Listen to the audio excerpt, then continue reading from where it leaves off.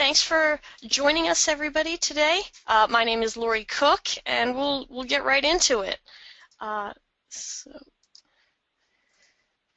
we have our obligatory copyright information and some AIA material.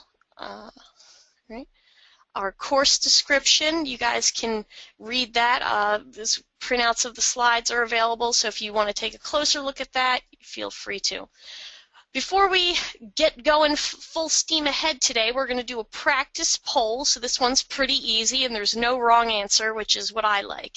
It's just, what is your profession? So Marcy will go ahead and open the poll. All right. So you guys have already started to vote. So vote seems the wrong word here, but respond. Respond. There you go. Right. All right. Seems like most of you are engineers with quite a few code officials. And I usually let these go for about 30 seconds or until about 80% of you have voted. And it looks like 83% have voted, so I'm going to close the poll and we'll share. All right, so 59% of you are engineers, 24% code officials, 10% architects, and then 3 and 4% building designers and other. All right, welcome everyone. Great, so it looks like we've got a good mix, so that's always good. All right.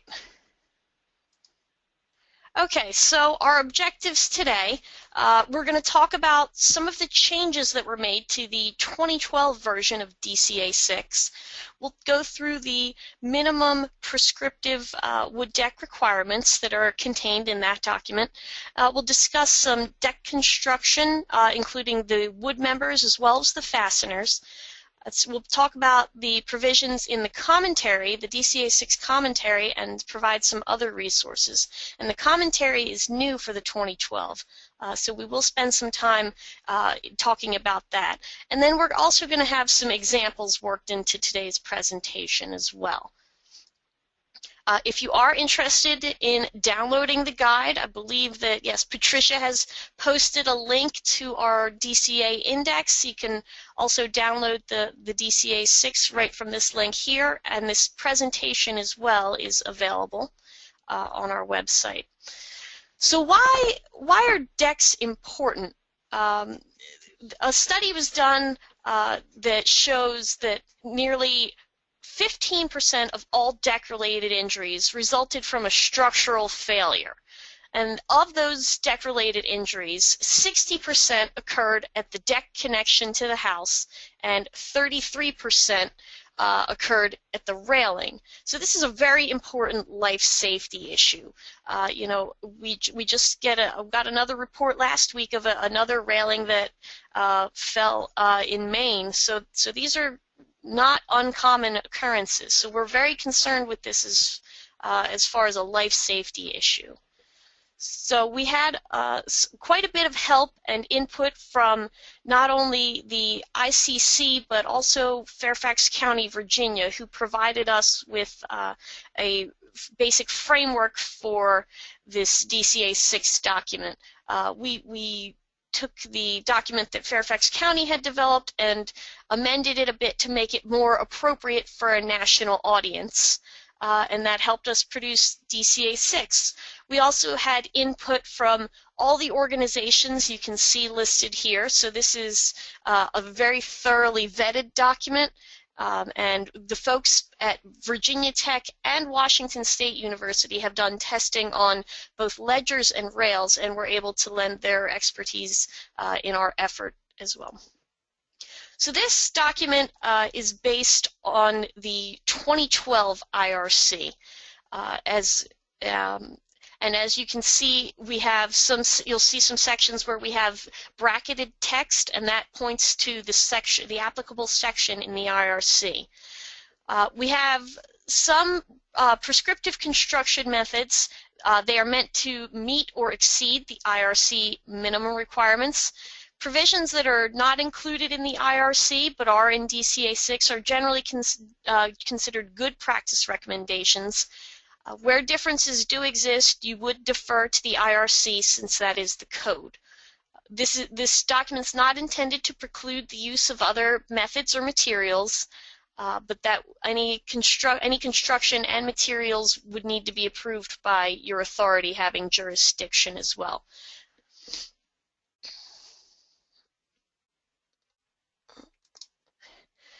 So our top 10 changes that occurred in the 2012 version of the DCA-6.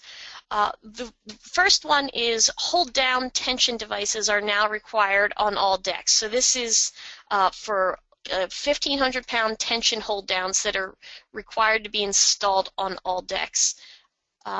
Previously, you were able to engineer what we called a freestanding deck under DCA-6, but now all decks that are designed with DCA-6 are assumed to rely on the house for lateral restraint. There's also been a aspect ratio limit, a 1-to-1 aspect ratio is required. This just means that the deck can't project away from the house further than it runs along the length of the house. We have our post height, which has been based on tabulated values. Before that, we only had a prescriptive limit, but that has changed. We no longer allow a hollow masonry connection to the ledger for the deck. Previously that was allowed, but it's just too difficult to tell how much capacity that hollow masonry connection would have. So that's no longer allowed. We've added 2x6 joists, so that gives you some more options as far as your joist sizing. There are details for the hold-down tension devices that are included for attaching to I-joists. If your house is built with wood I-joists for your floors, we have new details to show how to connect that new hold-down device to the I-joist. Our overhang tables have been simplified, and we've also added some options for glue-laminated timber beams. We've also increased options for footings, and there have been some changes also in the knee brace requirements. So here again, our objectives. So we'll kind of hit these first two objectives in this next part that I'm going to talk about, which is the minimum prescriptive wood deck requirements, and then also describing the deck construction, including the members and the fasteners.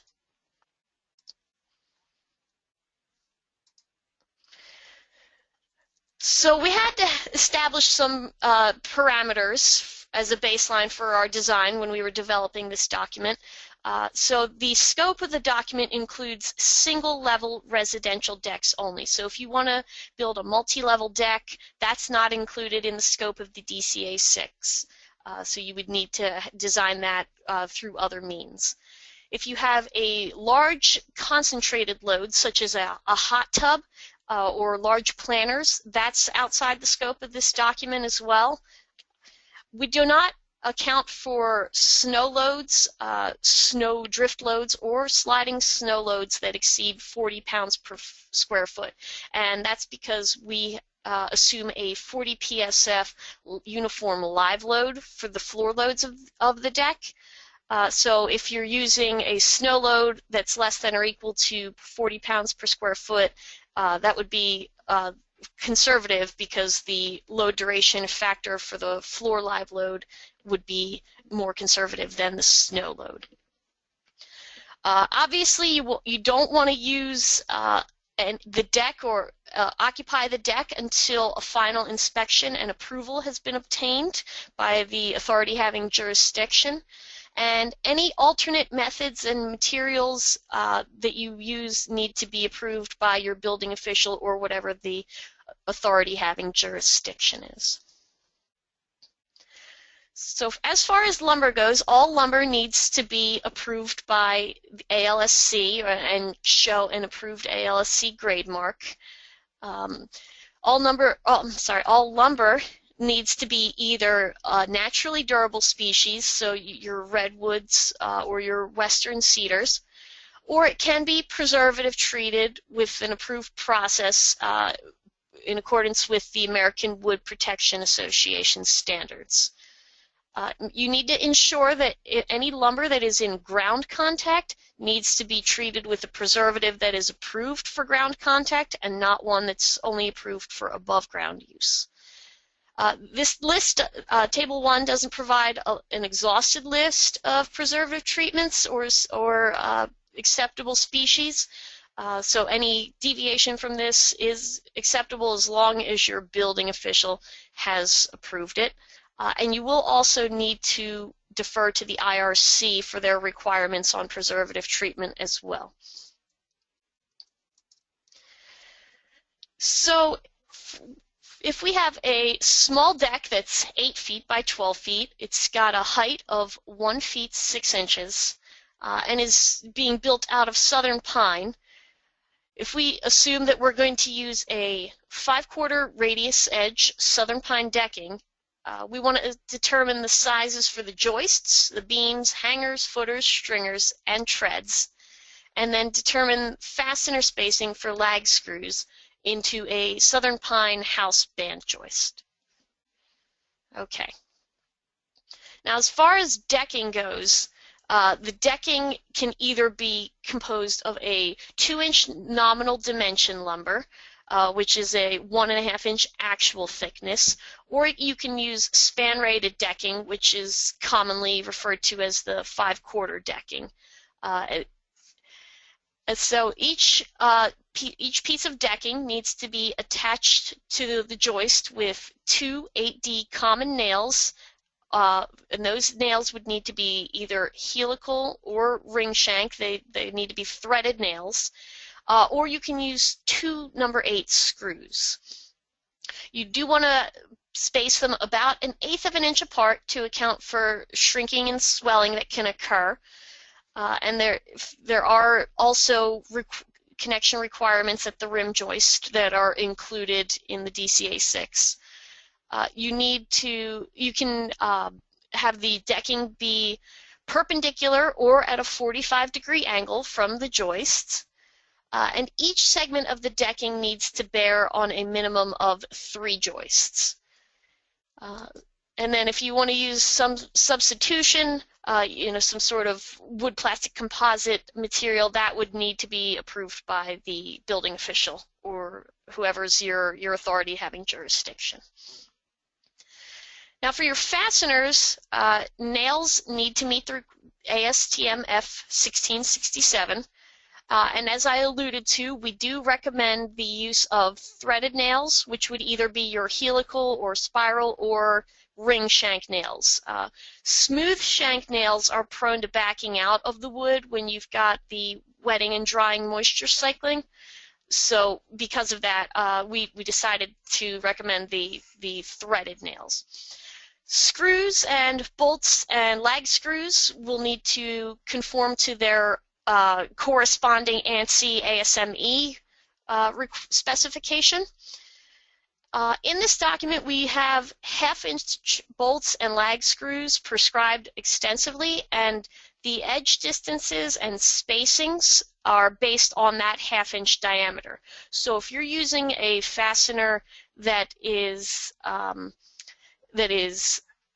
bigger or smaller than that 1/2-inch, then you would need to adjust your spacings and edge distance for that different fastener size.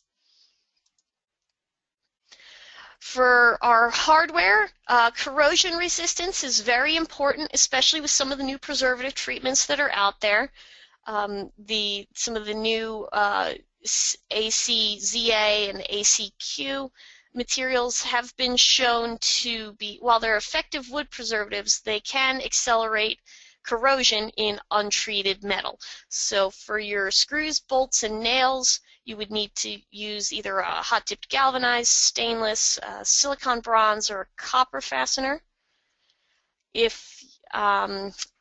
For your hangers and anchors, you would want to use either a galvanized or a stainless. And if you are in an area of saltwater exposure, Obviously, that probably would lend itself to stainless a bit better than galvanized. Any other fasteners or hardware would need to be approved by your building official. And then for your flashing, you would need to have a nominal 0.019 inch minimum. And the recommendation for that saltwater exposure for using stainless fasteners and hangers is when you are within 300 feet of the coastline. So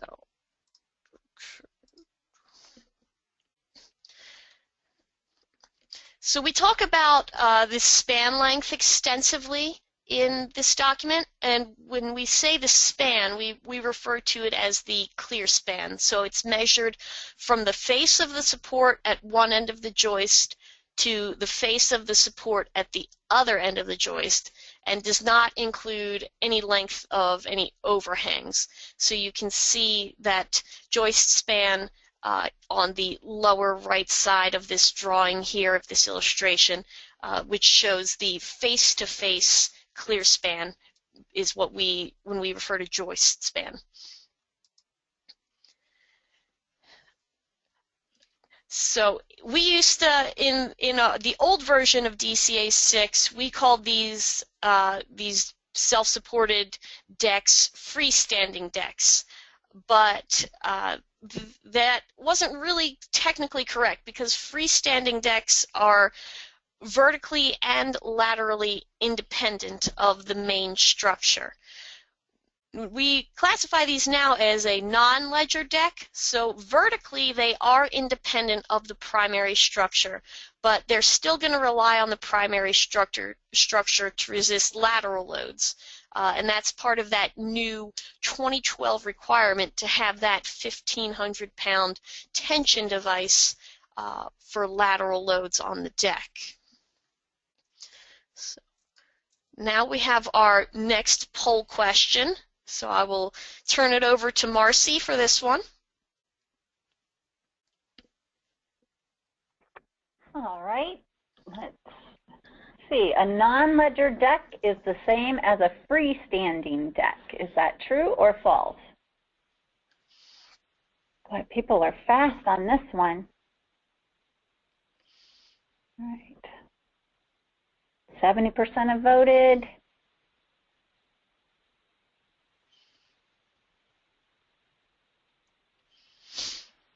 I really need that Jeopardy music, huh? All right, 80% and 30 seconds. So I'm going to close and share.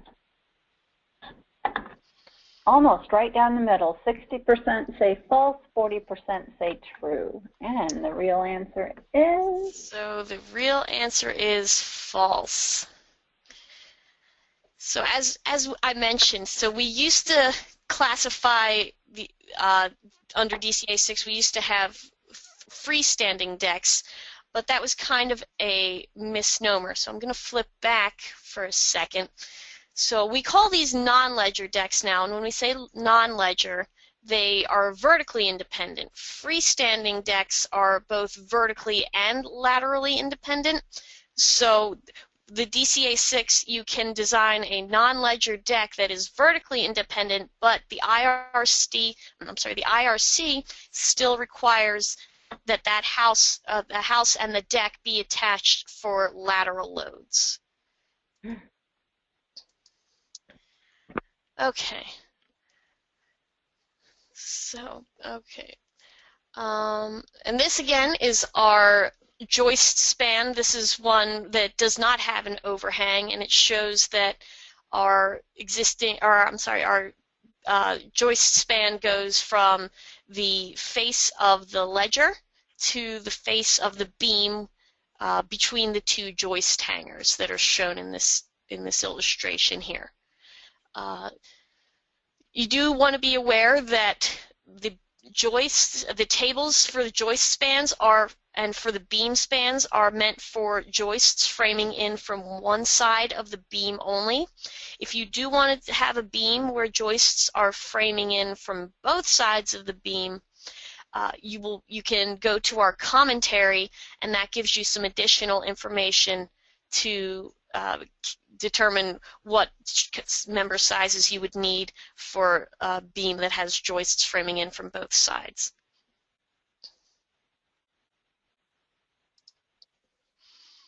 So back to that 8-foot by 12-foot deck we were talking about. We're trying to size a joist for that 8-foot span dimension, and we're doing this without an overhang. So we would go to Table 2, and we can see that for a 2x6 at 16 inches on center, we have a maximum allowable span of 9 feet. So that's greater than our 8 feet that we want, so that's good. We can use 2x6s at 16 inches on center. One thing that has changed that you may notice is our allowable overhangs. So how the overhangs were handled is different than it was in the 2009. So we give a set distance as an allowable overhang that has no effect on the main span. So the actual overhang allowed in DCA 6 is the less value, is a lesser value that's given in Table 2. So if you guys are used to that 1/4 of the actual main span, so you'll see that was one of our requirements in the old version. So that's changed. And even if you only use a portion of that maximum allowable span, that's not going to affect your allowable overhang. So for our example, if we wanted to have an overhang, we could still have that 1 foot 1 inch overhang that you would see here. I don't know if my pointer's coming up. Oh, nope, it's not. So just because you're only using 8 feet of that 9 feet allowable span doesn't have any effect on the allowable overhang. You can still have a 1 foot 1 inch overhang. Our span tables were developed for no overhang joists, were developed with a 40 pounds per square foot uniform live load and a 10 pounds per square foot uniform dead load. And number 2 grade lumber is assumed for all species.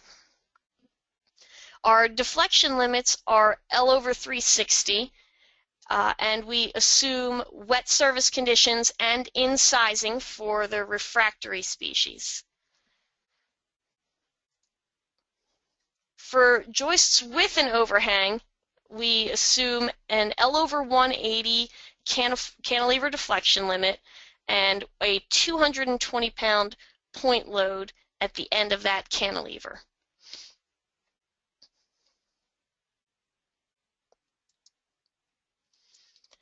If you want to use a species other than those that are listed in DCA 6, you can use our online span calculator. It can size joists for simple span conditions only, so no cantilevers. So you can see in this example here that 15 foot 10 inches is consistent with Table 2 of the DCA 6 for 2x10s at 16 inches on center of number 2 Southern Pine. However, in DCA 6 we have a limit of 18 feet on the spans. Otherwise, if you're going to try to use a span that's longer than 18 feet, you'll need to do some additional analysis and some additional engineering, because you would be outside of the scope of DCA 6, which has that 18-foot span prescriptive limit.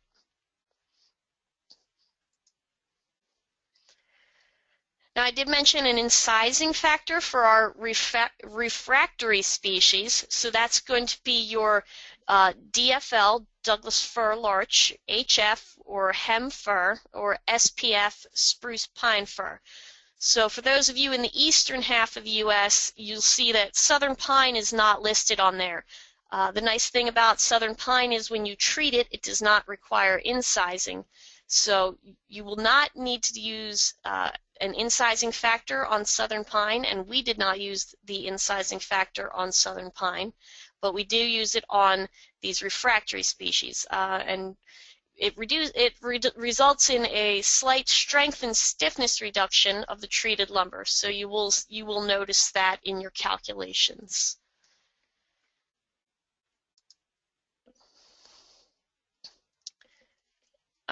So as I said, we do take that into account in our tables in DCA 6, but like I said, if you're using our span calculator, you'll see for this example where we have Douglas fir larch as our species, it does need to be incised. So that will have an effect on your span length. So make sure that if you're using that span calculator, you want to be very sure that you use the incising factor, because it will reduce your maximum allowable span, and it is very important.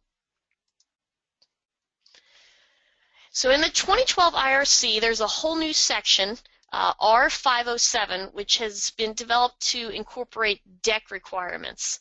So if you look at the 2009 IRC and the 2012 IRC, a lot of those deck details that may have been scattered around in various parts of the IRC in the 09 are now in section R507. So you can see this illustration here is out of the 2012 IRC, which shows the placement of lag screws and bolts in your band joist. And when you go to figure 14 in the DCA 6, you'll see that we have a very similar illustration. And we focus a lot on this ledger connection because it is a very critical connection, and it is, as I mentioned earlier, one of the more common places that decks fail. All right. So when you're attaching to the ledger board, it needs to be equal or greater than the deck joist depth, but less than or equal to the rim joist depth, where your rim joist is in your existing exterior wall. So this is primarily to make sure that you have spacing and end distance requirements that are met for your fasteners and that everything can actually fit.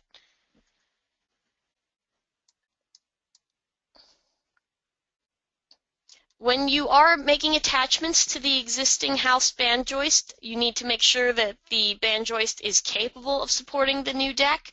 If you can't verify the conditions, or for whatever reason you can't meet the conditions that are required in DCA 6 and the IRC, then you would need to do a non-ledger deck that is vertically independent of the house. If you are able to verify that the house can support it, one thing that is important is the siding and the flashing. You want to make sure the corrosion-resistant flashing that's installed is installed properly, and it's required at any ledger connection of a wall of wood-framed construction. So this figure 14 shows an example of continuous flashing with a drip edge. And there also are requirements in the IRC that limit the distance from the top of the threshold to the top of the deck boards. That distance cannot exceed 1.5 inches unless you have exceptions in the IRC that you're meeting, and the step down can be up to 7 3/4 inch. Also, you can lower the ledger board for improved drainage, depending on your maximum step-down heights and accessibility requirements, and that's all addressed in the IRC 311.4.3.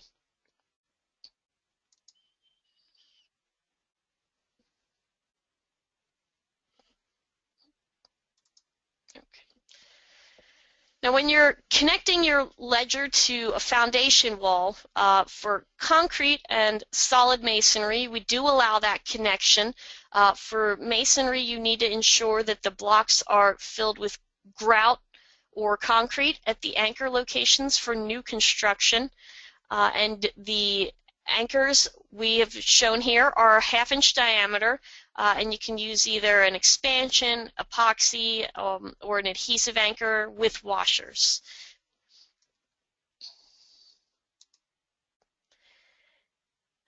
Now, if your ledger is an I-joist, there are some requirements for attaching to it. So many newer homes that are constructed with wood I-joist have 1-inch or thicker engineered wood products as band joists or rim boards that usually can support the attachment of a deck. However, if you have an older home that's constructed with a band board that's less than 1 inch thick, you won't be able to attach to that. So you would need to do a non-ledger deck in that location. So it needs to be 1 inch or thicker. If you have a metal plate connected wood truss for your floor trusses, they're very common in residential floors, and often they're installed with a 2x4 lumber ribbon at the ends of the trusses, which you can see in the illustration on the bottom there. The purpose of this is to tie the ends of the trusses together and not for attachment of a deck ledger and deck. So if you are installing a deck on a house that has these floor trusses, you don't want to attach to that ribbon board. It's not meant to hold that load. So you can either have an engineer design it, or you can do a non-ledger deck.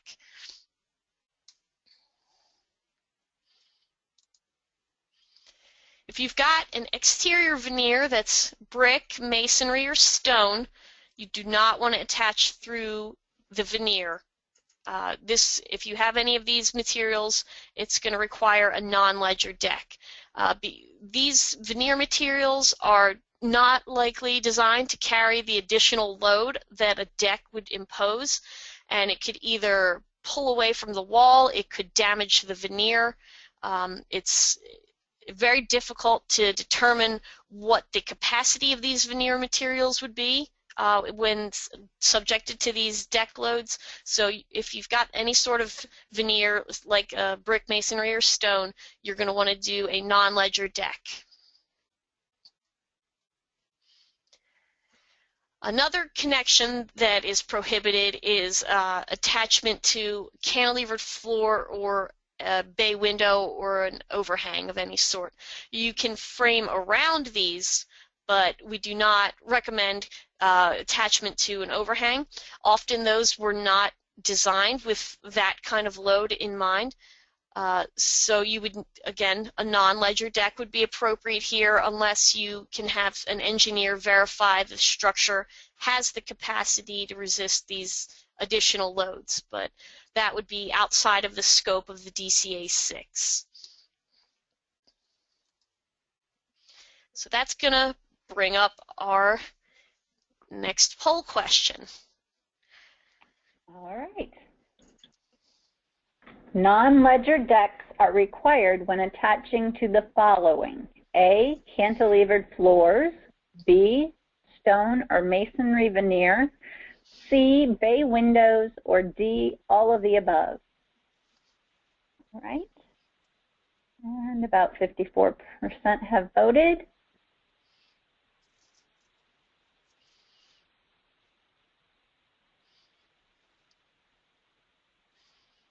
There's a definite majority.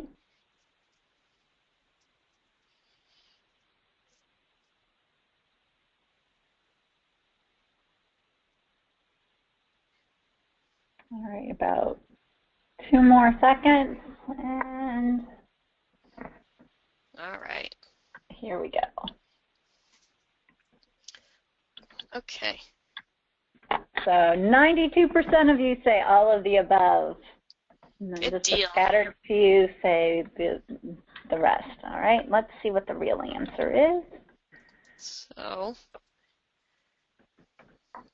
the answer is D, all of the above, which most of you got, so that's great. So when we have a cantilevered floor, a stone or masonry veneer, or a bay window, we can't attach directly to any of those. So we would need to have our deck be vertically independent of the house, which would be a non-ledger deck. All right, great. So this is another table out of section R507 in the 2012 IRC. And this is very similar to Table 5, which is in the DCA 6. One thing that the DCA 6 shows that this does not show is an engineered wood product ledger option. So that's not included in the IRC, but we've gone ahead and included that in the DCA 6. So that just gives you a little more flexibility with your design. So researchers at Virginia Tech and Washington State University did some ledger testing. They tested 3 different common connections with half-inch diameter lags and bolts. And let's see. So in cases where the IBC does not, in cases where the construction is not capable of being designed or by approved engineering analysis, the IBC allows for testing to derive design values. So to come up with a solution that's a little more reasonable, the deck ledger connections in the IRC and the DCA 6 were tested to simulate the deck ledger attachment of a typical band joist used in residential construction. So what you see in the IRC is prescriptive, and it's based on tests. So if an engineer tries to verify the lag screw solution with the engineered calculations based on the NDS, it's not going to result in the same solution because the NDS does require more than 1.5 inch minimum penetration of the fastener, and the deck ledger is typically not this thickness, so it would probably have a more restrictive spacing. But because we do have this test data, we don't necessarily need to follow the provisions of the NDS. So the fastener spacing values developed are limited to the live load of 40 PSF and the dead load of 10 PSF, which is good because that's what's in DCA 6. The band joist lumber has to have a specific gravity of 0.42 or higher, so that's going to include all the species that we have listed in DCA 6. If you have a composite rim board, that is going to have a thickness of greater than 1 inch and an equivalent specific gravity of 0.5. And we also tested a preservative-treated deck ledger with a specific gravity greater than 0.43. So that includes hem fir, Douglas fir larch, and southern pine. You will see that 0.43 does not include SPF. The deck ledger can be incised and wet, and then proper installation, including flashing, was included in the test as well. And we had no decay present and no fastener corrosion. So those are also important part of your deck, not only your initial construction, but as the deck goes through its life cycle, you know, folks will want to make sure that there's no decay or fastener corrosion present. So as I mentioned, Table 5 looks pretty similar to that IRC table we saw. with the exception of giving us the option of using an engineered wood product, rim board or band joist. Again, those half-inch diameter lag screws and bolts are prescribed, and there is also an options for stacked washers as well.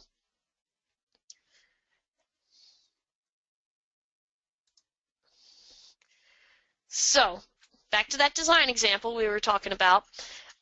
We are assuming a 2x10 Southern Pine house rim board and then a 2x8 Southern Pine ledger, right? So that meets the depth requirements that we discussed earlier. And if we go into DCA 6 Table 5, we can see our half-inch diameter lag screw that has a maximum on center spacing of 23 inches on center.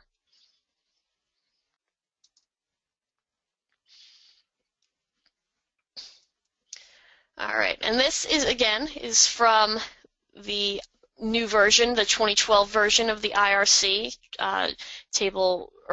section R507, and this shows some requirements on placement of lag screws and bolts in the deck ledgers.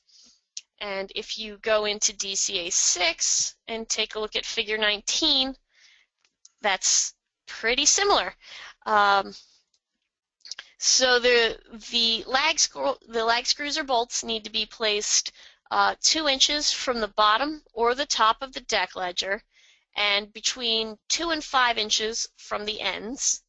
The lag screws can be need to be staggered from the top to the bottom along the horizontal run of the deck ledger. So that's shown in the picture here in Figure 19.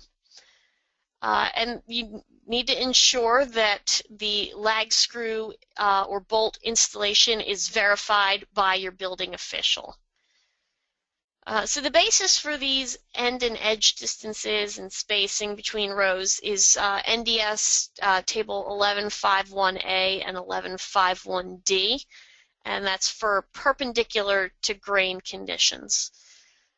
So NDS 1151A requires an edge distance of 4 fastener diameters for the loaded edge. So for our half-inch diameter bolts, 4 diameters is equal to 2 inches. So that's where that 2-inch edge distance comes from. And then in NDS Table 1151D, footnote 2 states that the maximum spacing between fasteners is 5 inches. This requirement's based on potential shrinkage of the ledger, which could create tension perpendicular to grain stresses if the outer edges of the ledger are constrained. And we don't like to have tension perpendicular to grain in wood. It's a very bad thing to have. So the requirement for that minimum distance between the top of the ledger and the bottom row of fasteners is based on NDS provisions as well. That's in NDS 3433A for shear design at connections. So, and remember, these are all for half-inch. So if you're adjusting your diameter of your fastener beyond that half-inch, you will need to adjust those distances accordingly. If you are using expansion or adhesive anchors, many of those are proprietary products, so you will need to ensure that the embedment length on those anchors is per the manufacturer's specifications. Again, though, those are only for concrete or solid masonry.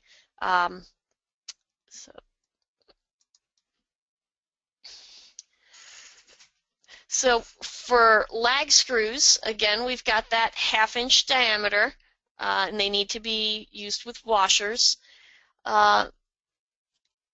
You'll see that we have some requirements here in the figure 20 for the length and shank requirements. And each screw needs to have pilot holes drilled into the ledger as well as the band board. For the ledger, you would want to use a 1/2-inch diameter pilot hole. And in the band board, you would want to have a 5/16 diameter hole. It's very important you do not drill that 1/2-inch diameter hole into the band board. And the threaded portion of the lag screw needs to be inserted by turning. You do not want to hammer the screw in. And you can use soap or some sort of wood-compatible lubricant to facilitate tightening. And you want to ensure that the lag screws are thoroughly tightened. You don't want to over-tighten them such that they damage the wood, but they do need to be snug. Now, we had talked about, briefly mentioned that lateral connection that is now required in the 2012 IRC. So this is out of the IRC. This shows an example of a lateral connection. This one requires attachment both in and on the inside and the outside of the house. That's not the only solution to this, but that is just an example that the IRC is providing. And when you go into the 2012 DCA6, again, you see a pretty similar looking diagram. So the hold down tension device needs to be in not less than 2 locations per deck. So that's typically going to be the outside edges. And each device needs to have an allowable stress design capacity of not less than 1,500 pounds. So these devices are meant not only to resist lateral loads from wind and seismic forces, but also occupant loads. So that's not just the typical wind and seismic loads we're used to, but also the people on these decks can create some pretty substantial lateral loads. So this will help prevent your deck from banging into the house, especially if you have a non-ledger deck. These are still important to have. And so these are, again, a new requirement in the 2012 IRC. I know Simpson Strong Tie has some new products out that can help you meet this requirement. They do have solutions for both attaching from the outside only and the 2-sided attachment that you see in this figure here. So there are numerous options on the market for meeting that requirement.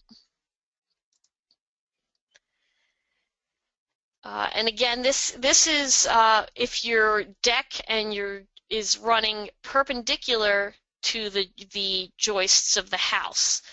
So for this, we show that you need to attach some blocking, and you have your fastener, or I'm sorry, your tension device would need to extend further into the house, several joists back.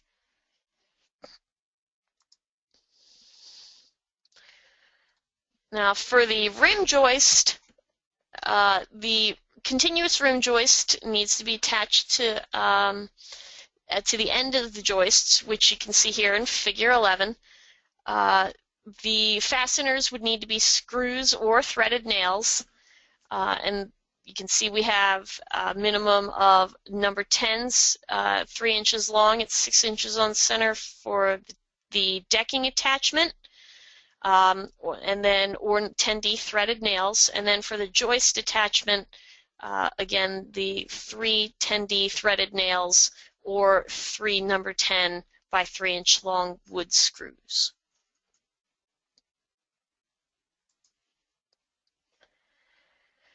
Now for your joist to beam connections, we show 3 options.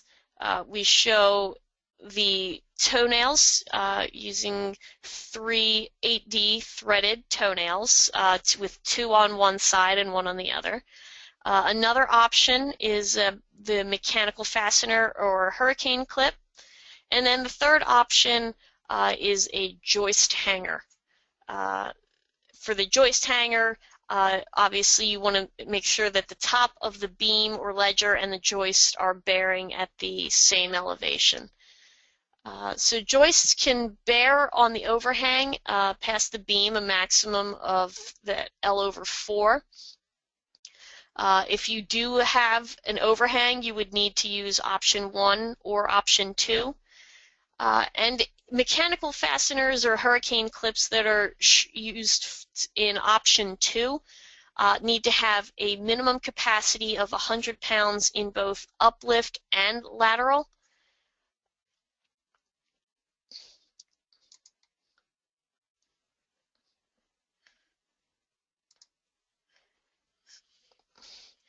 For our joist to beam connections, we have joist hangers capacity that we specify. So the capacities you see here are in table 3A. Again, these are, since they are going to be outside, they would need to either be galvanized or stainless. And for the joist to beam connection, we don't have any allowances for clips or brackets. So you can use a joist hanger with inside flanges or outside flanges, depending on the clearances required. And as you can see with our new 2x6 joists in the DCA 6, you'll see we have, with our new 2x6 joists, we've added that in our table 3A for our hanger capacity.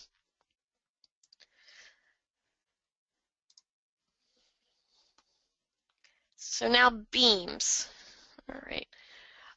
Similar to our decks, we have an allowable overhang. For our beams, our beam span is going to be denoted as L sub B. And then our maximum allowable overhang would be 1/4 of that beam, of that main beam span. You would want to splice these beams over the posts, and again, as I mentioned before, the joists should not be attached to opposite sides of the same beams. These beam tables are derived with beams framing into only one, with joists, man, I can't talk today, sorry guys, with joists framing into only one side of the beam. If you do want to have joists framing in on both sides of the beam, check out the commentary. There is some additional information on that available in the commentary. So back to that design example 1. So now we've got to size a beam for our 12-foot span dimension. So we go into table 3A, and we know that our joist span is 8 feet. So if we look at 2 2x8s, that's an allowable main span of 7 feet 4 inches. And we are allowed to have an L over 4 overhang on each end. So if we look at that L over 4 for 7 feet 4 inches, that gives us 1 feet 10 inches. And if we try that you'll see we get 7 feet 4 plus 1 feet 10 plus 1 foot 10 gives us 11 feet, which is less than 12 feet. So we can't use 2 2x8s. So if we go up to 3 2x8s, you'll see that our main span is 9 foot 3 inches, and with 2 overhangs of 2 foot 3 3/4 inch, that would give us a maximum beam span of 13 feet 10.5 inches. So that's greater than the 12 feet that we wanted, so that's good. So we can use an 8-foot main span and a 2-foot overhang on each end, and that would give us the 12 feet that we wanted. We could also use 2 2x10s. That would meet it as well.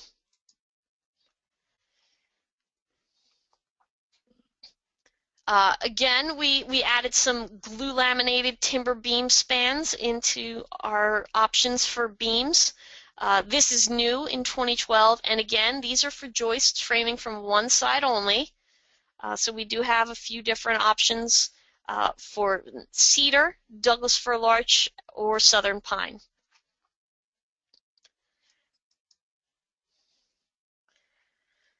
When you have multiple 2x members being used for your beams, you need to attach the members in accordance with Table 3, and you can also see Figure 4 provides an illustration of that. This is coming out of the IRC, the prescriptive requirements in the IRC, section R602.3. If you are using nails, remember they need to be threaded, or you can use wood screws, obviously, and then that you would want to stagger those at 16 inches on center. For our deck posts, we recommend that they be 6x6 or 6x6 nominal or larger to accommodate the bearing area of the beams. The maximum height that we allow is 14 feet measured to the underside of the beam, and the posts need to be centered on the footings. If you are using a treated pressure preservative treated material and you make cuts on that beam in the field, you will need to treat those faces with a field applied preservative such as a copper naphthenate, and that's also in the IRC in R402.1.2. So when you attach the beam to the post, you have a couple of options. If you have a multi-ply beam that's 3 plies or larger, you're going to need to use a post cap, because if you tried to notch a 6x6 beam for a 3-ply, or I'm sorry, a 6x6 post for a 3-ply beam, you would not have a whole lot left. If you have a 2-ply beam, then you can notch the post, and then you would connect the beam to the post with 2 half-inch diameter bolts. We do recommend these types of connections because they rely on bearing of the beam on the post rather than relying on the connectors to transfer the load. And that is, so you'll see some illustrations of our post to beam attachment requirements here that I discussed, and we have some spacing for our bolts as well. And as you can see, this in the DCA6 is a prohibited connection where you've got the beam to the side of the post. When you have a connection like this, you get away from that wood-to-wood bearing. And because of the wet service use, you're going to have up to 60% reduction in the capacity of the bolts.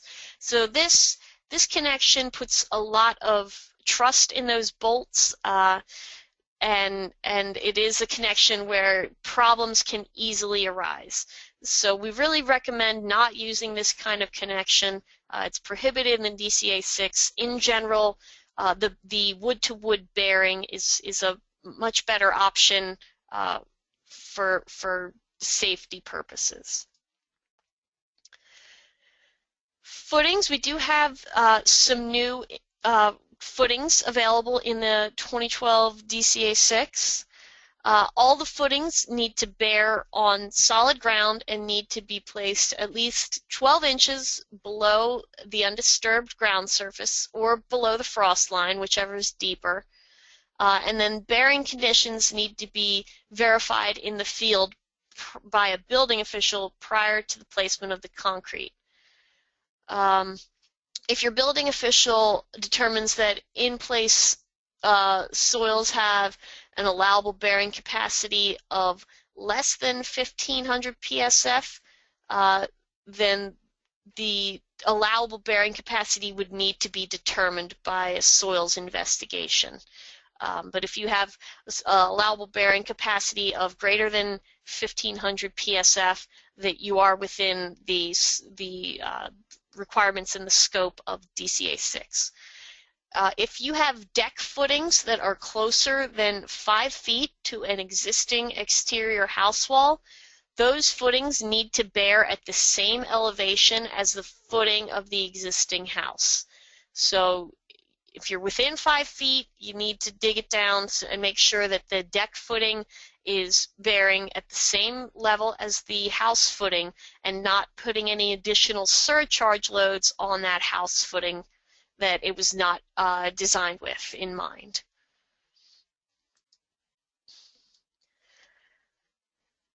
So as you can see, we used to just have a prescriptive limit of 14 feet on all post heights, but now we've changed how we've handled that post height. Instead of giving a prescriptive height, the new table is based on the supported beam and joist span. So this isn't the full table here. We've truncated it for this slide, but larger beam spans are provided. And as an alternative, you can use an 8x8 post also for up to that 14-foot height.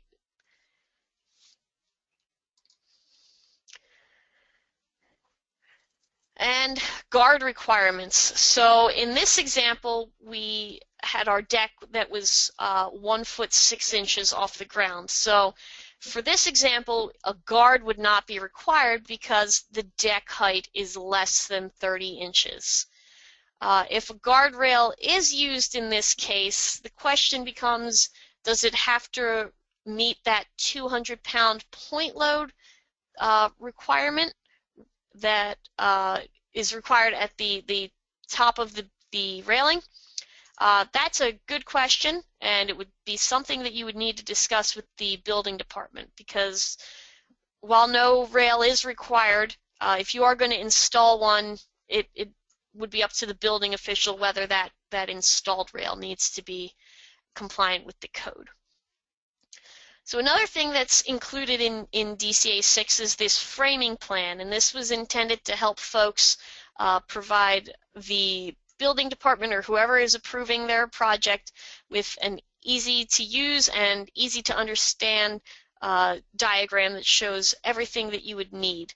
So for our example, remember we had an 8-foot main span, which you can see, 8-foot main span of the joists, which you can see here on the left. We had no overhang on our joists, so we don't need to include those.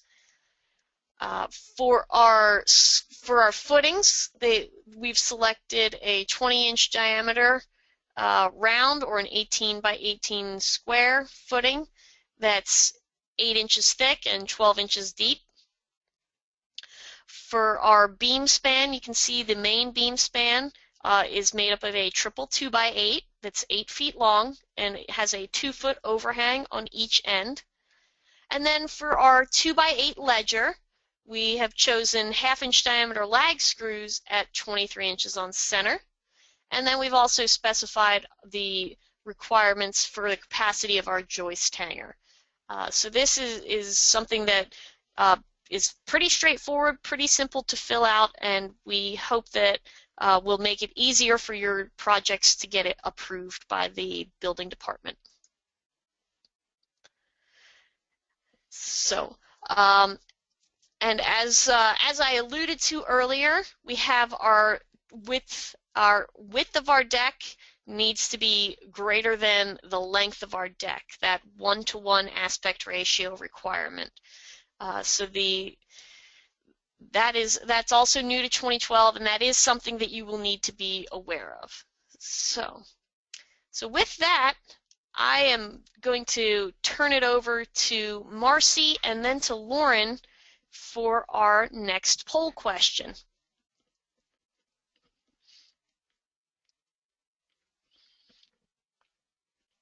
All right. You there, Marcy? I forgot to unmute myself. Sorry about that. DCA 6 allows for the following materials to be used. Let's see.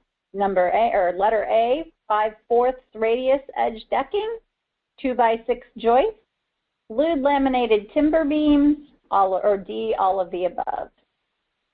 All right. Now, half of you have voted. A little more.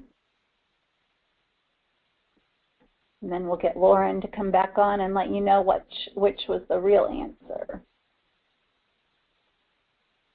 Just a few more of you to vote. All right, I'm going to close the voting. And it looks like Lauren is here. So Lauren, well, first of all, it looks like 93% of you have said all of the above, and just a few of you have voted on the others. So let's see if 93% of you were right. Oops.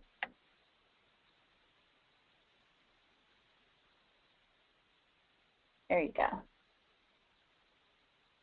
Okay, so the answer is all of the above. So 5/4 radian edge decking has been in DCA 6 for a long time.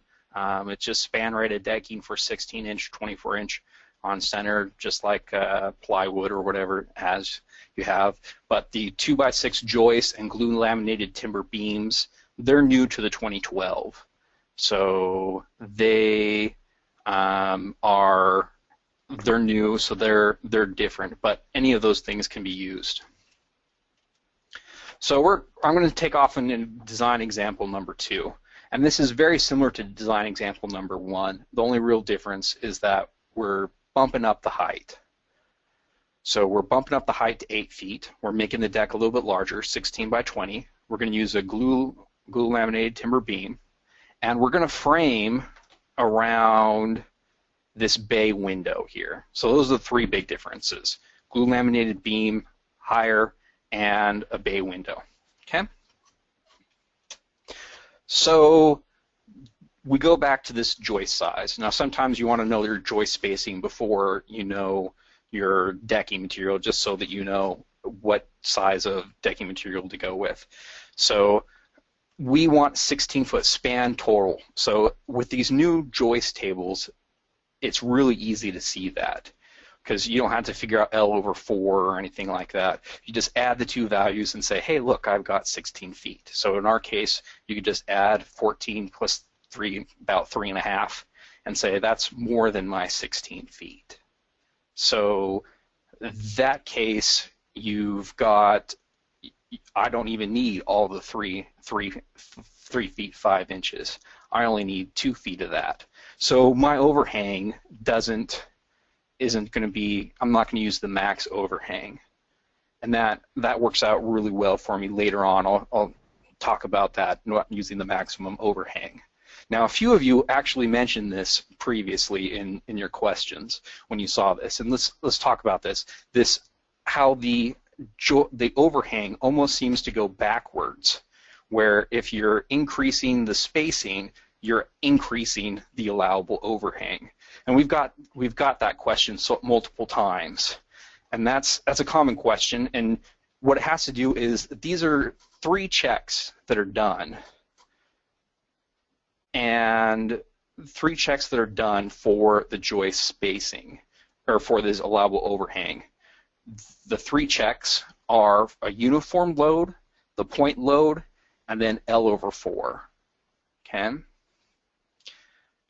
So the uniform load doesn't usually govern. It's almost always the point load and the L/4, and specifically the deflection of the point load, or the L/4. So what's going on is most of these are deflection controlled. So since it's the deflection controlled, what's going on is that since it has like this 12-inch on center spacing with 1-inch overhang, it's assuming that you have this basically 10-inch main span. This 16-inch on center spacing is assuming that you've got a 9-foot main span. This 24-inch on center spacing, assuming you've got this 7'7". So since the main span is getting shorter, you're actually allowed to have a larger overhang because it's stiffer. It's getting closer. So that's why it goes in that direction. Now, that's not always the case. Like you can see for our 2x10, it's going and suddenly it drops down, because that's where the L/4 kicks in. So it would be nice if you could say, some people would say, wouldn't it be nice if I could know where it was deflection controlled or L/4 was controlled? Well, that's what the commentary is for. That's where we get into it in the commentary. So let's move on to the beam size now. Now the beam size underneath the joist is the beam, and we're going to be using table 3B instead of 3A, like the previous example. Now this, you'll notice that our glue laminated beams, these are treated glue laminated beams. There's an oil preservative treatment on them. So they can withstand the weather and things like that. It's a nice, good treatment. And you'll notice that there's balanced and unbalanced on there. That's simply because, you know, of reverse curvature of that. So you go down on your joist span, and you'll notice that we had joist span of 14 feet. We don't count the overhang, so we're not in this 16-foot. We're not in this 16-foot column. We're in the 14-foot column, and we just go down and we pick what we want. Another thing that needs to be noticed is that these widths are approximate widths. They are going to be different based on whether you get the Douglas fir larch or southern pine glue lams. And so basically kind of where you're at in the country. And we used the lesser, to calculate this table, we use the lesser width.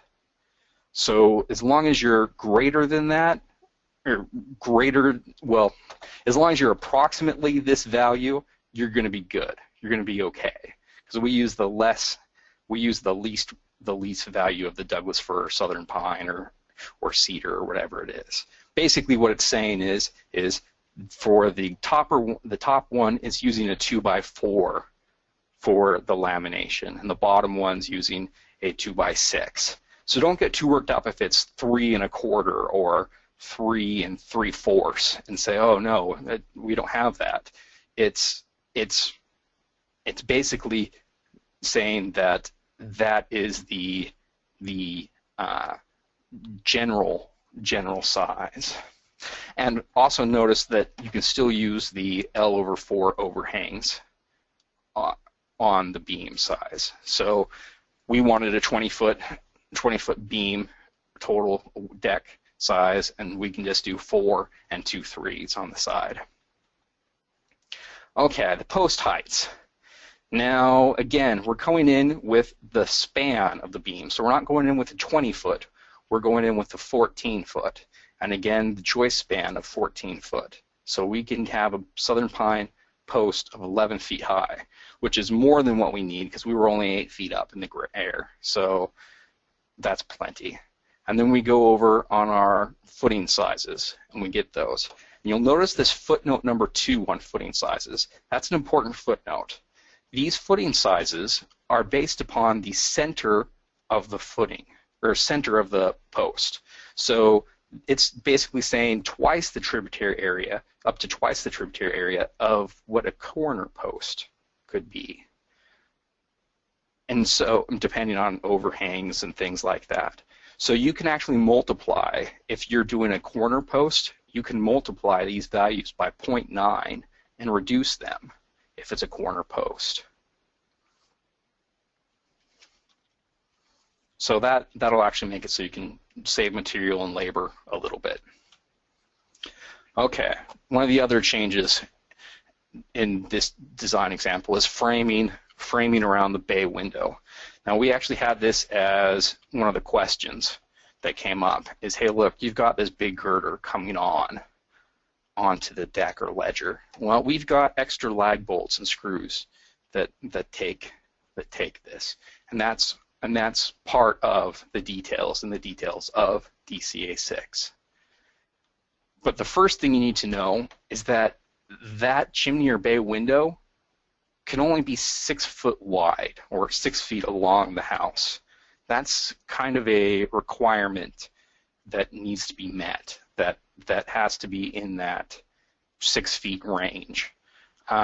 If you go beyond that, you need to either put a post in there, basically creating a non-ledger deck, or do engineering on it.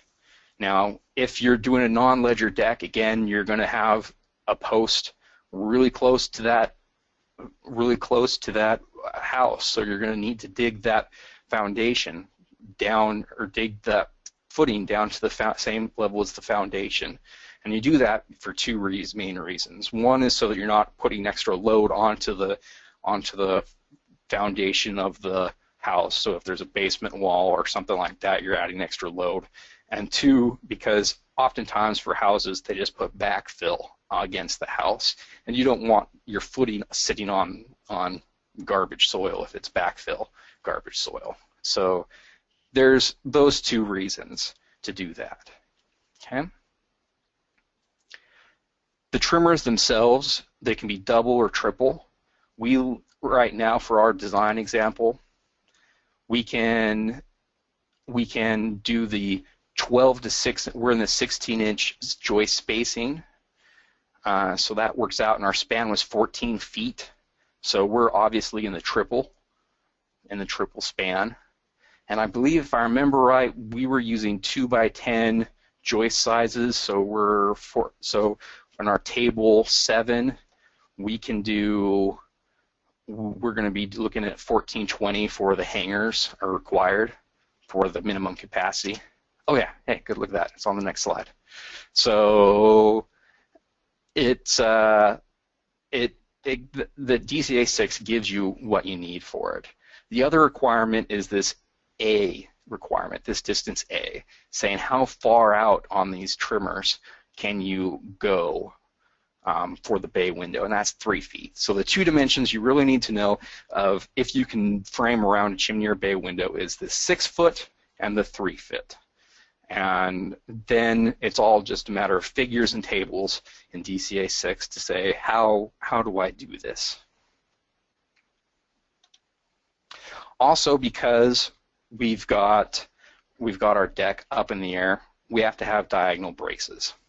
Okay, so any deck that's above 2 feet in grade requires diagonal bracing. And there's the diagonal bracing provisions in the 2012 version of DCA 6 has changed from the 09 version. One is that they're only required parallel to the beam. Since we've got those hold down restraints in the perpendicular direction of the beam, there's no real reason to have diagonal knee braces in that direction, because those hold down restraints are just going to take that load. So bracing is not required. Another change is that we're using lag screws instead of bolts, with the idea that the lag screws will have a greater initial stiffness, because that's what the knee braces are really doing, are creating increasing the stiffness of the deck. And lastly, what's kind of another counterintuitive point is that diagonal bracing is never installed on the center post. And this one's a little bit, again, counterintuitive, mostly because the center post is already taking more vertical load than these corner posts. And if I slap on two knee braces on there, it's going to be taking lateral load, more lateral load too. And so it can get overloaded really quickly. So instead of saying, hey, look, we have to design our posts really conservatively, we just say don't make the center post take lateral load. Just don't do it, and it works out a little bit better.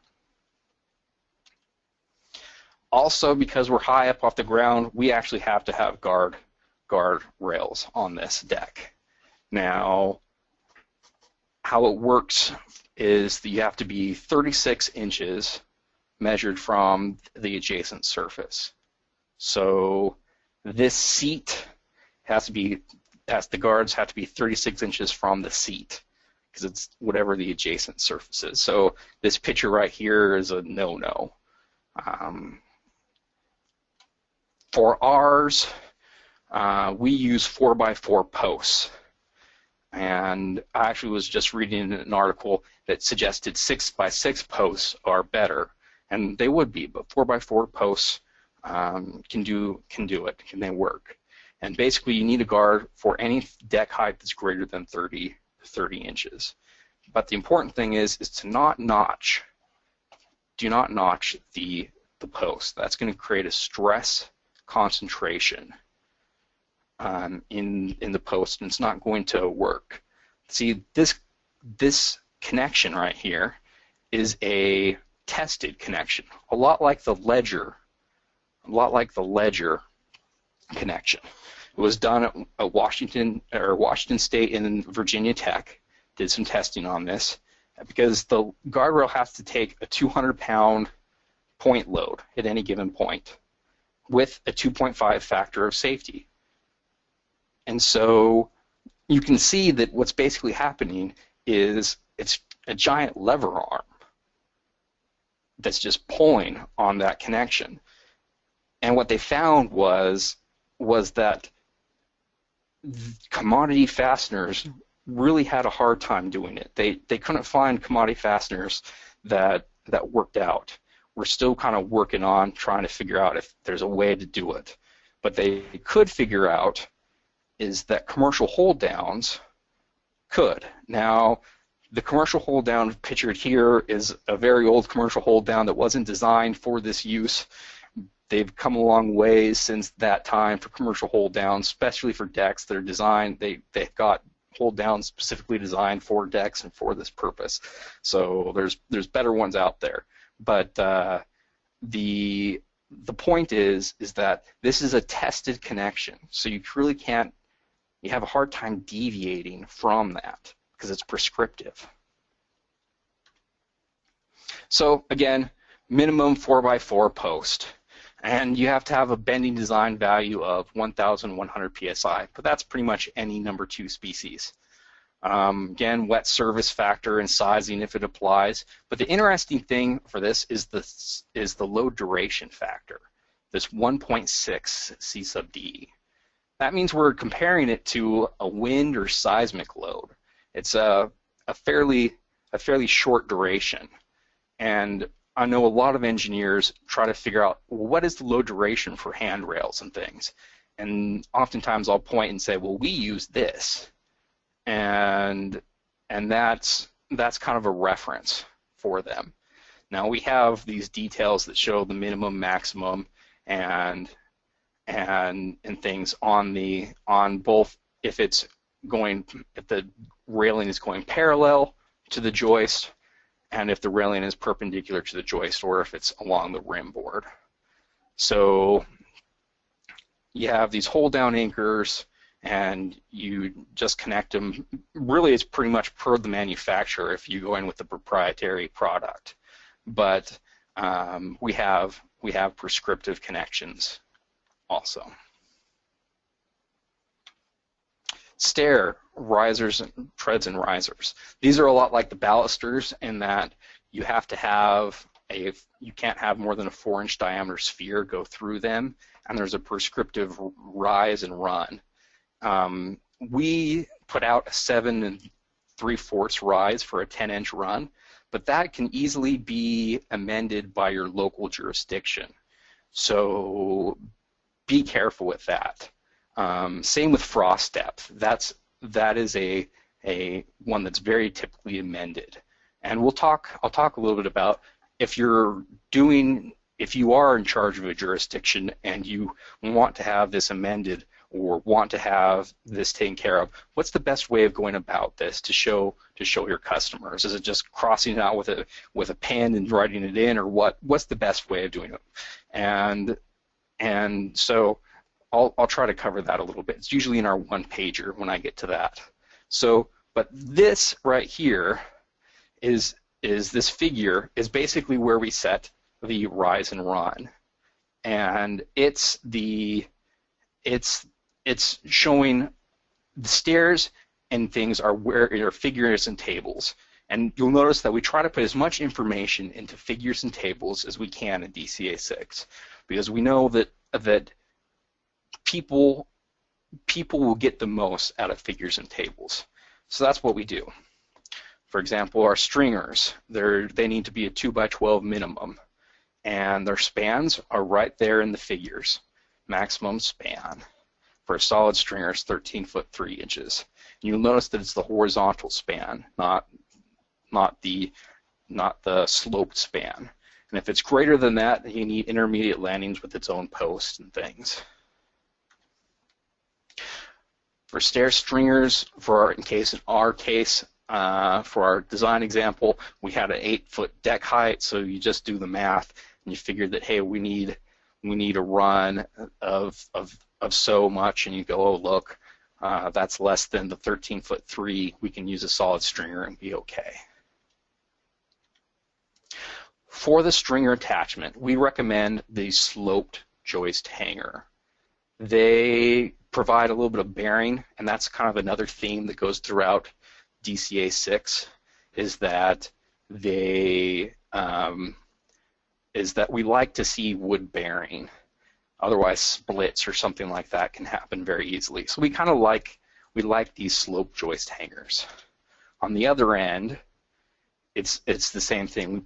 We call out this bearing block right here, as you can see in this section. So the stringer is this red block right here, and we call it this bearing block so that there's true positive bearing on it, because we noticed that if there was just these through bolts on there, that it oftentimes would just split.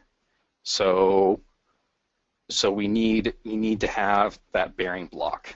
And we also in DCA 6 talk about lighting, and about lighting needed for decks and light and for stairs. Stringers, it's pretty straightforward. Again, figures and tables that their max spacing and what you need for it. One thing of interesting note is the solid stringer used to be a 2x6 right here in this cell of table 6, but now it's a 2x8. And that's because of the Southern Pine design value changes. So be aware of that one. And again, we come back to the framing plan. This is literally designed so that either the code official can work through with his customer, or the customer can write it down and then hand it to the code official and be off with it. So that's the point of this, and it has all the information you can need for, or hopefully need for even framing around a window and things. We also talk about handrails in DCA 6, about their height and how high they need to be for stairs that are 4 or more treads. We also give shapes for the handrail. Now, these are not specific products. We didn't go to some big box store and say, oh, look, this is their product. We'll copy it and put it in DCA 6. So please don't call us and say I can't find this product. We've had those. Like this far right example is kind of a description out of the IRC, but equal graspability is what we're kind of looking for in this. So something that'll work for it. But these are kind of just examples of what can be done. Again, that alternate materials can be used. So work with your building official and let them know what your plan or intention is before you go out and do it. Handrails, we give the requirements for them, the returns, where they can be interrupted, all those things. Again, figures and tables. Okay, this is the part that I was looking forward to the most, is not just talking about the main document, because we've talked about that in other presentations, but just talking about the commentary and other resources. And that's why I really wanted to give this part of the presentation. So the commentary. So it provides background information. So like, for example, I was talking about those joist overhangs, and wouldn't it be nice to know which ones were deflection controlled and which ones were L/4 controlled? We have a figure for that, or a table that shows that. We have that, and it shows where it is. So you can kind of have a sense and a feeling of, well, this is this is that value for this reason. It gives example calculations. For framing around a bay window example, it has some calculations for how the vertical loads are taken care of. Alternate provisions. My favorite alternate provisions is 4x4 posts. In the main document, 6x6 posts are a minimum, but in the commentary, you can actually use 4x4 posts under certain circumstances. And it also gives helpful guidance. Lori talked about how the main document requires that joists be only on one side of the beam. So if you had joists only coming on one side of the beam, that's the limit on the main document. And the reason for that is basically tributary area. The table is set up so that it only thinks that there's beam coming or joist coming in on one side of the beam. So how you get around that is you trick the table into thinking that there's twice as much joist. So if I have an 8-foot joist, I change it to a 16-foot joist and come in with basically twice as much joist length. Hopefully that'll make sense. But it's in the commentary. The methodology is in the commentary to describe it, and the same thing can be used for footings. And now the 4x4 posts. The 4x4 posts, it would be, for example, the simple design example 1, a 4x4 post would have worked great because it was really close to the ground. There's no real reason you necessarily needed to use a 6x6 post. There's a couple things you need to know about the 4x4 post, though. One is that if I'm having to splice the beam, remember I'm splicing the beam at post locations. Well, if I've got a notched post, it's really hard to do that with a 4x4 post. So I just don't have enough material there. So splices and things really can't happen on 4x4 posts. There's just not enough material there to work it.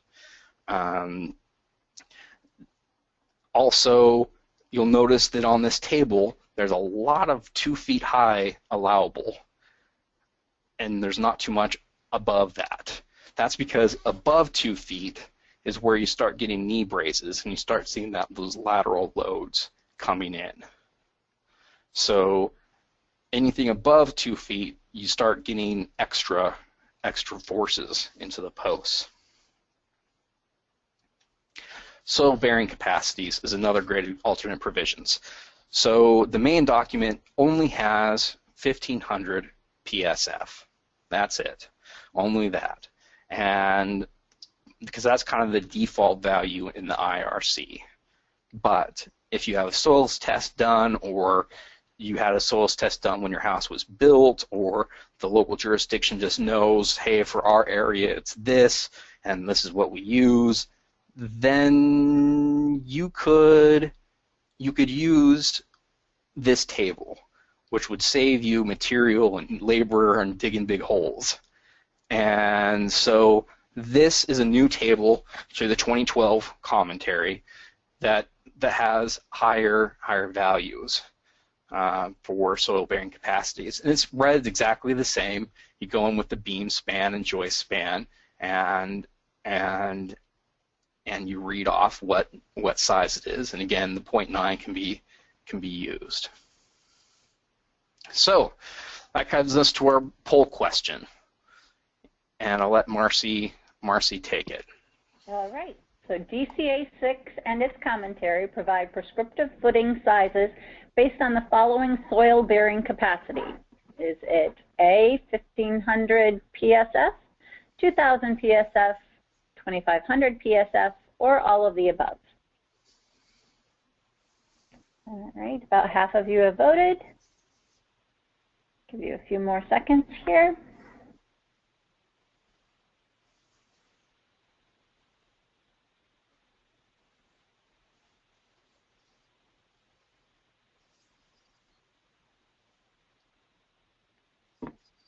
About 5 more seconds.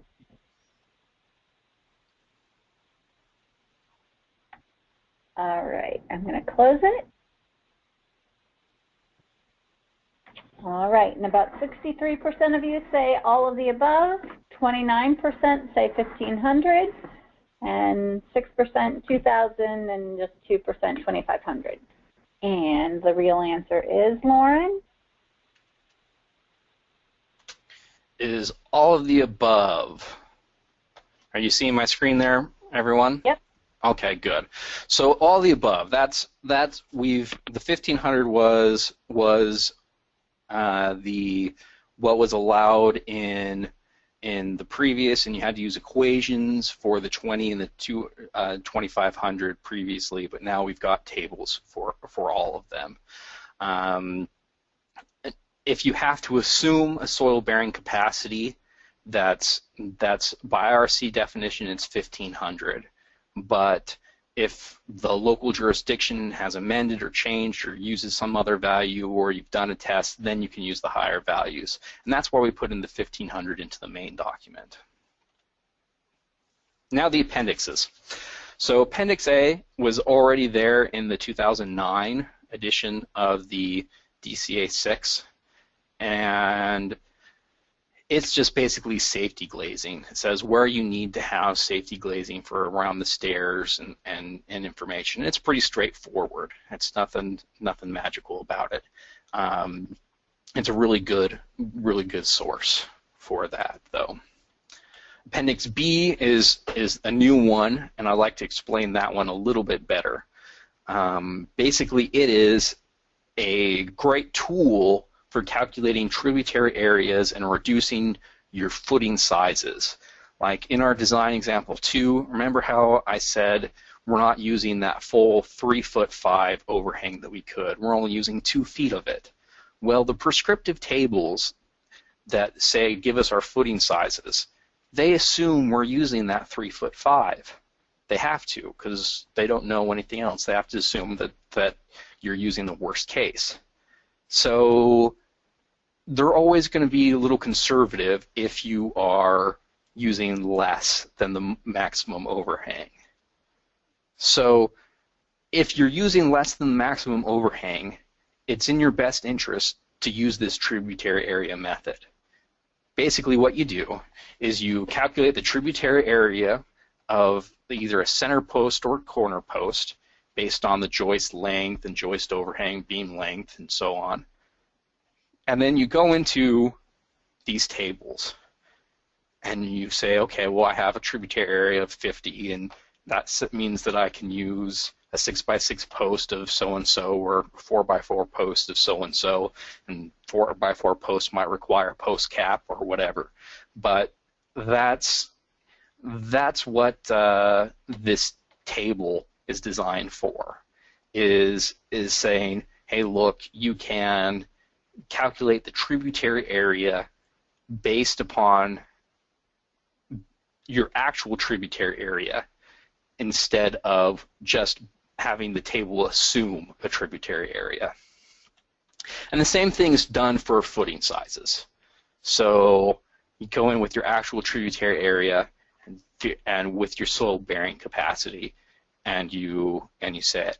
Now, this soil bearing capacity with this table, you can't multiply by 0.9 for corner posts, because the formulas for calculating tributary area already account for the reduction in tributary area on corners.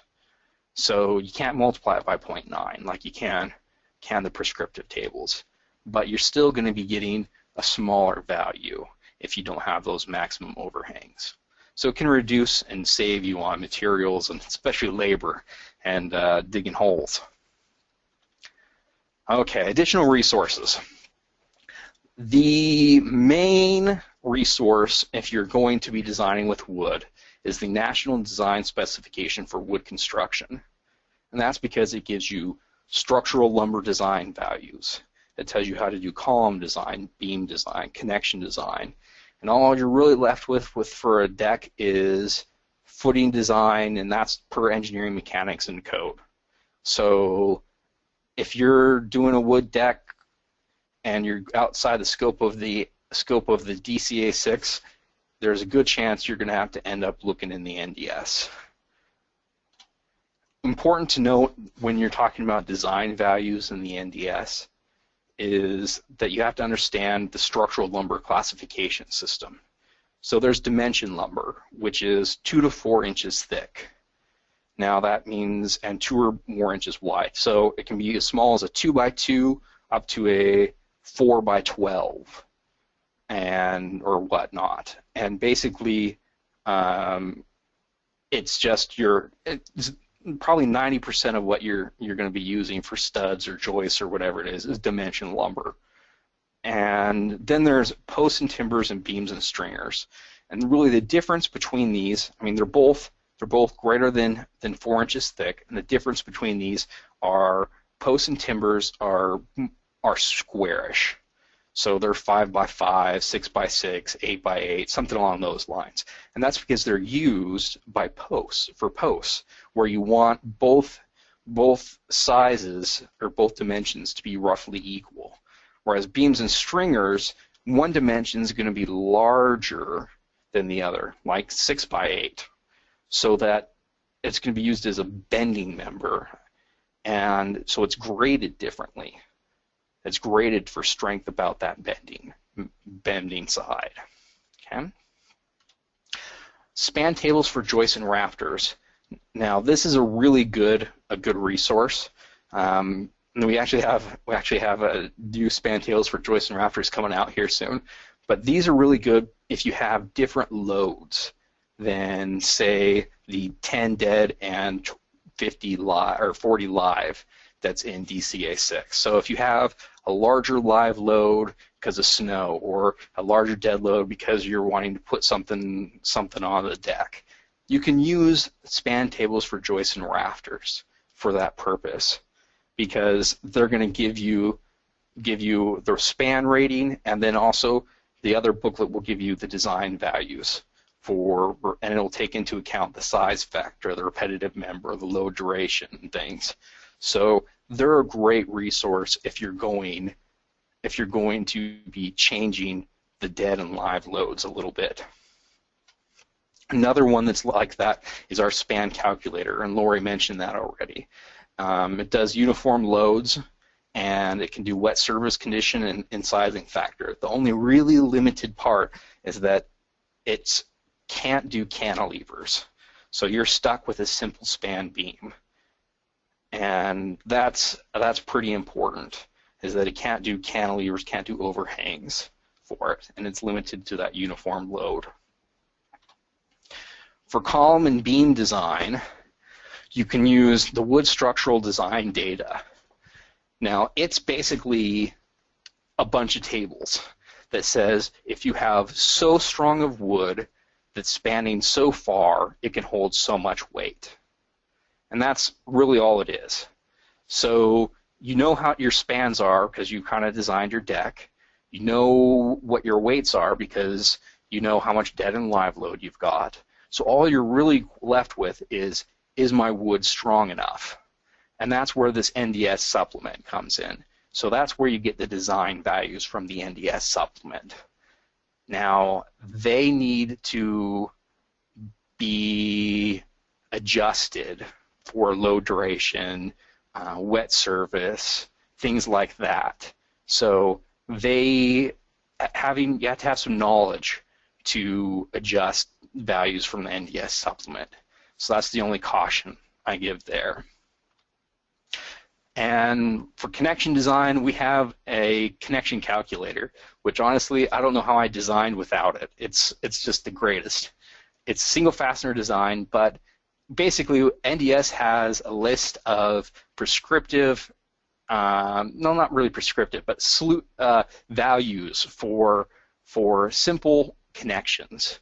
But if you're anything that's outside of those simple connections, you're booted into some really ugly equations. And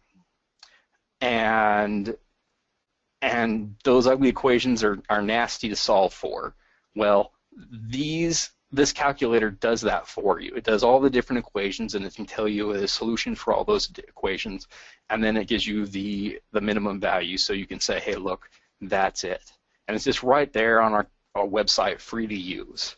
So this is one of my favorite calculators we have.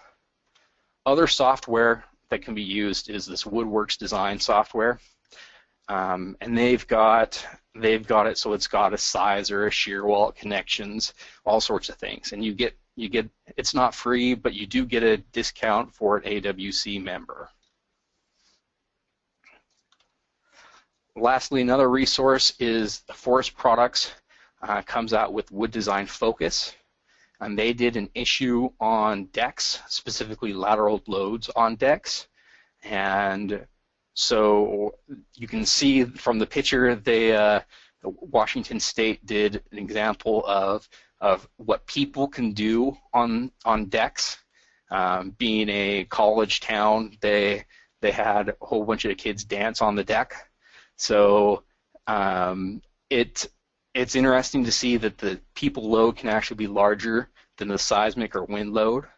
And so when we're doing some more research on lateral loads on decks to hopefully figure it out, but there's always articles like this coming out for decks and things, so just kind of keep your eyes open for that.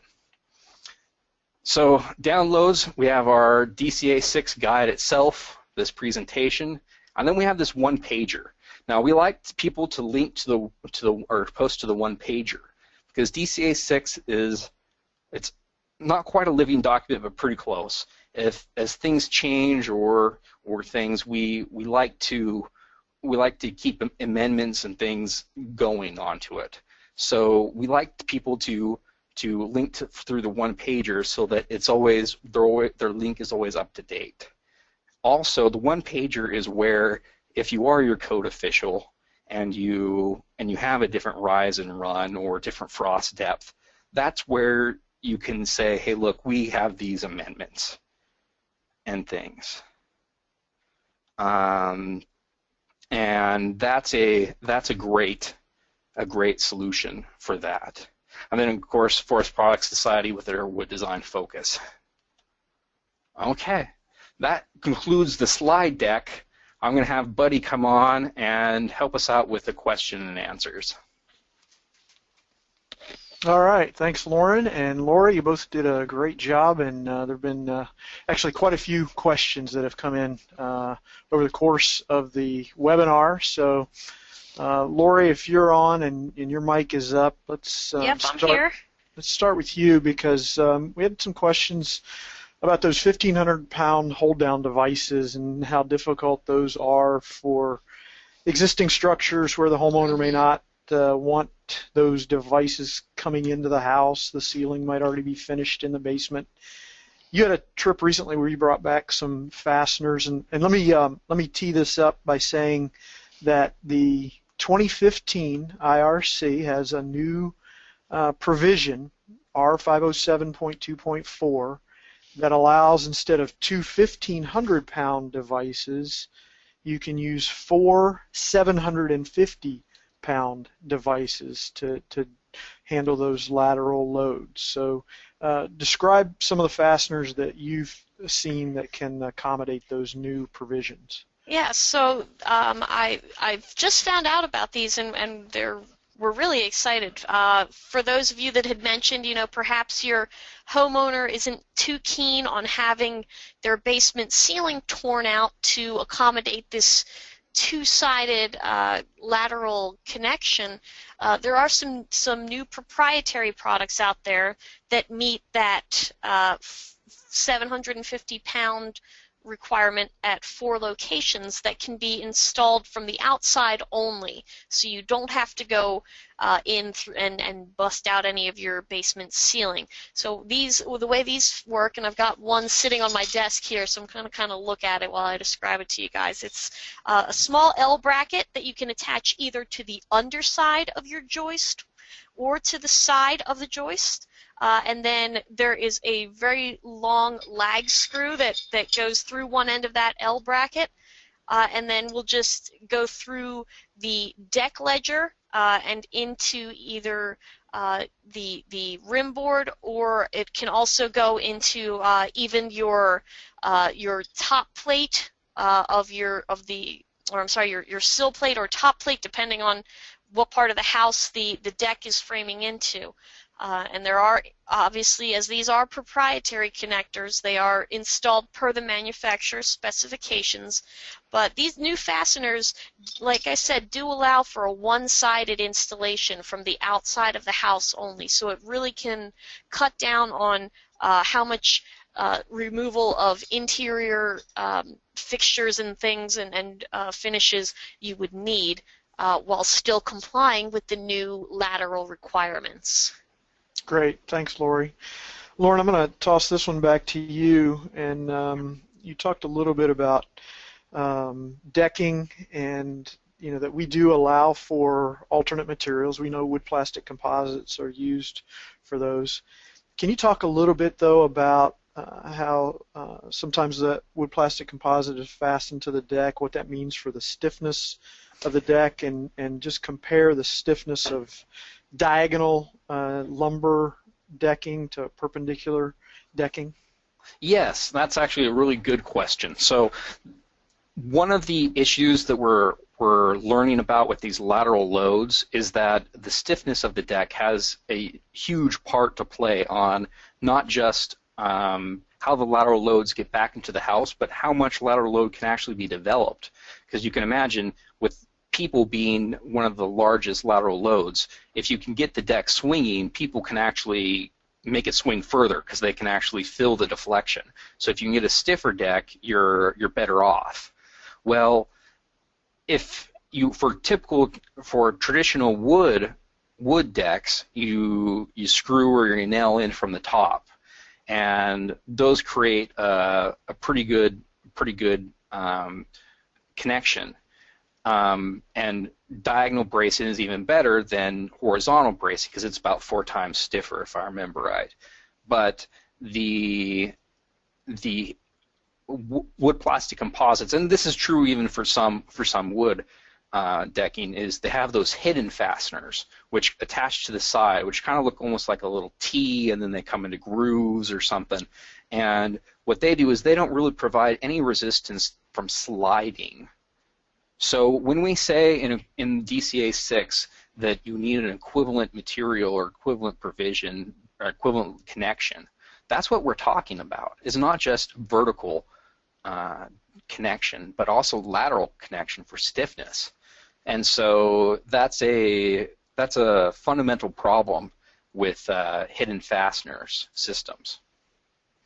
Great. Lori, I'm going to toss one back to you, and it has to do with hollow masonry. We talked about the requirements for new construction, for making sure that it's grouted or filled. Mm-hmm. Why did we remove the hollow masonry detail, and what are some of the difficulties with that particular connection? So quantifying the actual capacity of hollow masonry, especially if it's been in place, if this is not a new structure, quantifying the structural capacity to support the loads that would be imposed on it by that ledger is rather difficult, if not next to impossible.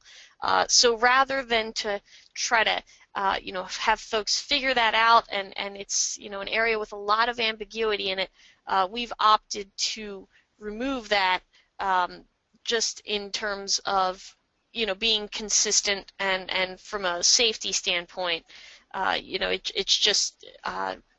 It's hard to say what the capacity of that foundation would be. And even furthermore, the condition of the wall itself is sometimes questionable as well. So if you're not able to verify or with some certainty tell what the strength of the wall is, it's best to not attach to it. So we felt that not allowing that hollow masonry connection was the best option for this document. Great, thanks, Lori. Lauren, talk a little bit about blocking, and we probably showed a detail there, but just the new provisions for that in the 2012 version.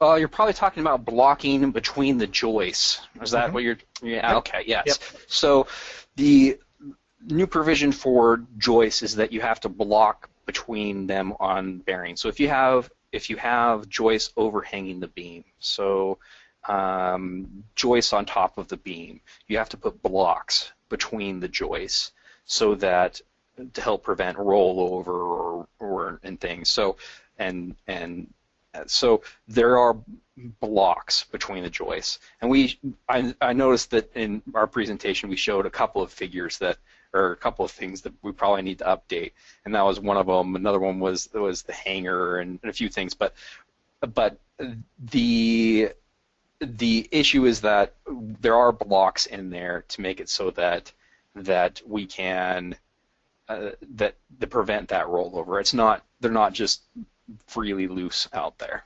Great.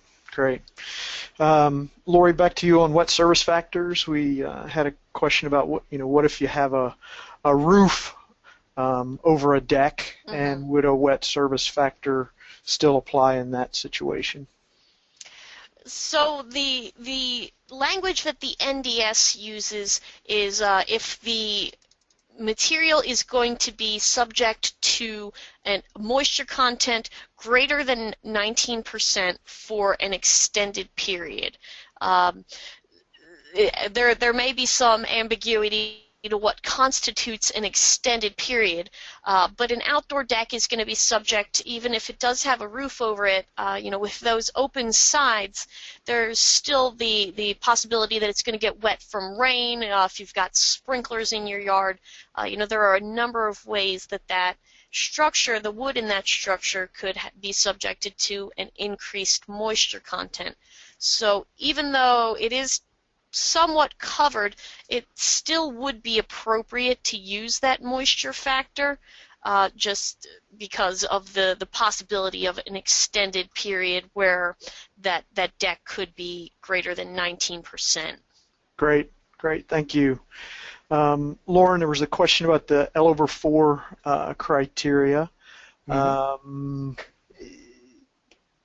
That tends to be a rule of thumb that has sort of yeah, that's kind of industry recommendation. That's not really a IRC or IBC prescriptive requirement. That's kind of a industry requirement that we impose upon ourselves, saying that, look, we don't want to see too much over L/4, right. And that's just been tradition, and it turns out that, as you saw on that chart, that the deflection with that 220 point load reduces it more than L/4 in most cases. So so really L/4 only comes into play a handful of times. Yeah, and the other point there is that's the cap. So we've got really 3 checks. We do the uniform load check on that overhang, and we do the point load check on that overhang, and even if both of those would allow an overhang to go beyond L/4, we would still cap it at L/4. Yep, exactly. And with those point load and uniform load, it's always we check for deflection and moment and shear and all that. So it's multiple checks that we're looking at. Okay. Well, I'm going to talk about a little bit about helical foundation posts. We're kind of through all the questions that we've answered. So Lauren, if you look at some of the ones that have come in since that are not answered, let me tackle helical foundation posts. Are they code approved is the question, and these helical posts are just like any other proprietary fastener. We've heard about them before. We know they're used out there in the field, and like any other proprietary product, if it has a code evaluation report or if the manufacturer's literature is sufficient for a building official to approve those, then those are certainly acceptable for decks. But it does require the building official's approval before those can be used in deck applications.